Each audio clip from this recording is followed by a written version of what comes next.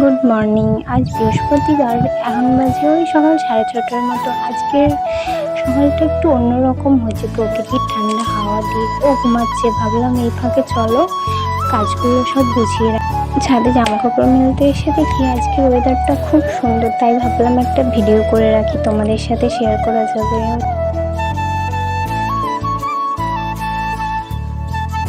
এবার রুমে যাই, দেখি উঠেছে নাকি না। ও তো এখনো ওঠেনি, ও ঘুমাচ্ছে। চলো এই ফাঁকে ওর খাবারটা সকালে বানিয়ে নিই, উঠলেই তাহলে খাইয়ে দিয়ে যাবে।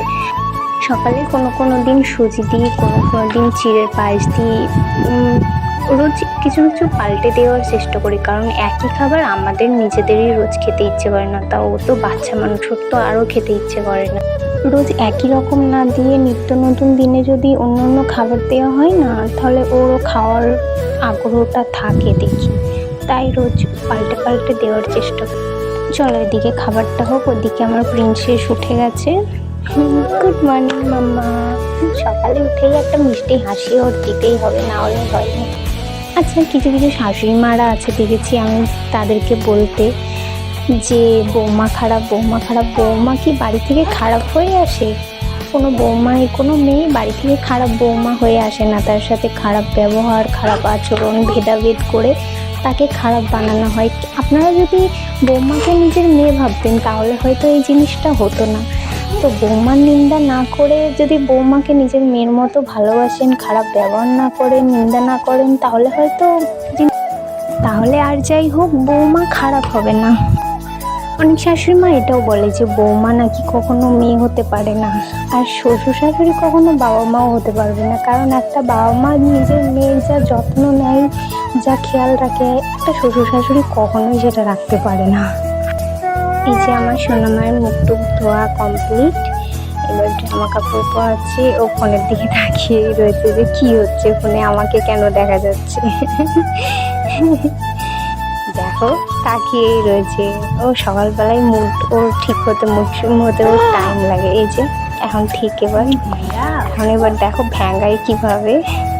চলো বড় হচ্ছে তত দুষ্টু হচ্ছে। এখন মাথায় তেল দেবো, তো তেল নিতে এত নাটক, তেল নেবে না তো মানে নেবেই না, আমাকে পাগল করে দেয় তেল দিতে গিয়ে।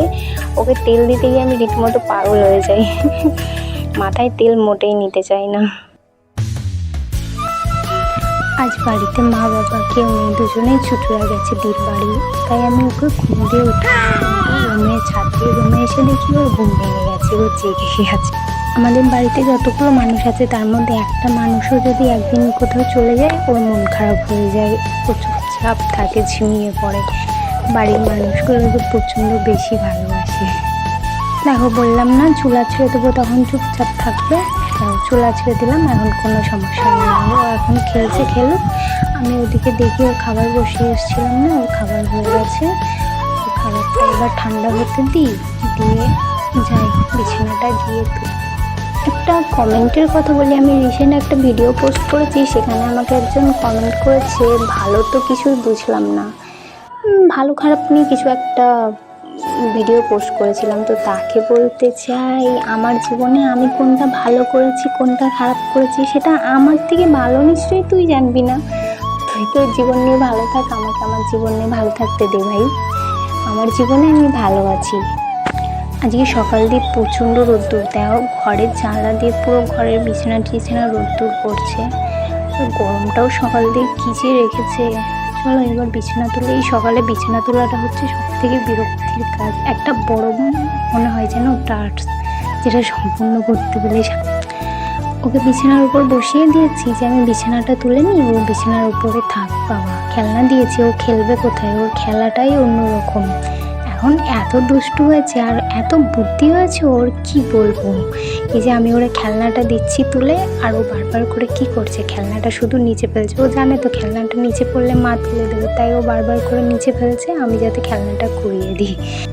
আমার বিছানা তুলতে দেবে না, আমায় খেলতে হবে ওর সাথে। ওই দেখো বোতলটা কীভাবে নিচেতে ফেলছে, আর কীভাবে আমি তুলছি, তুলে দিচ্ছি, আবার কীভাবে ফেলছে দেখো।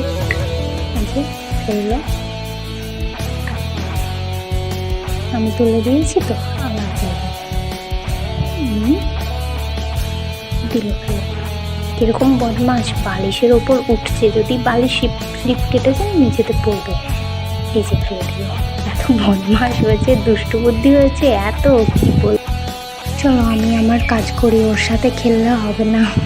এই যে বিছানা টিছানা গোছানো কমপ্লিট হয়ে গেছে, এবার ওকে খাওয়াবো, খাইয়ে রান্না করতে যাব, কারণ ওই 8:30টার ট্রেনেই বাড়ি আসবো, ওর কাজ হয়ে গেছে তাড়াতাড়ি। তাই ভেবেছিলাম ওরে খাইয়ে টাইয়ে রান্না বসাবো, বাবা ওকে নিয়ে এখন একটু খেলতে হবে, তাই ওকে নিয়ে বাইরে আসলাম, যে ওর দুই দিদি খেলছে, তো ওরা ওর সাথে খেলুক, আমি যাই রান্না করব।